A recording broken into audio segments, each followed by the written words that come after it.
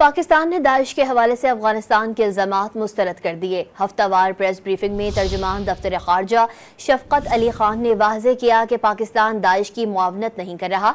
पाकिस्तान में दाइश के कैंप्स की तरदीद करते हैं, अफगान इंतजामिया पर TTP के दहशतगर्द कैंपों के खात्मे के लिए जोर डालते हैं।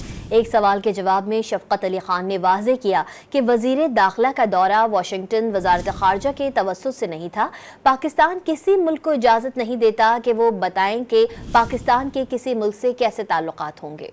पाकिस्तान ने दाइश के हवाले से अफगानिस्तान के इल्जामात मुस्तरद कर दिए। हफ्तावार प्रेस ब्रीफिंग में तर्जुमान दफ्तर खारजा शफकत अली खान ने वाज़ेह किया कि पाकिस्तान दाइश की मुआवनत नहीं कर रहा।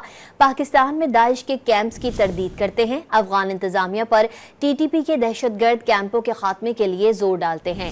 एक सवाल के जवाब में शफकत अली खान ने वाज़ेह किया कि वज़ीर दाखिला का दौरा वाशिंगटन वजारत खारजा के तवस्सुत से नहीं था। पाकिस्तान किसी मुल्क को इजाज़त नहीं देता कि वो बताएं कि पाकिस्तान के किसी मुल्क से कैसे ताल्लुकात होंगे।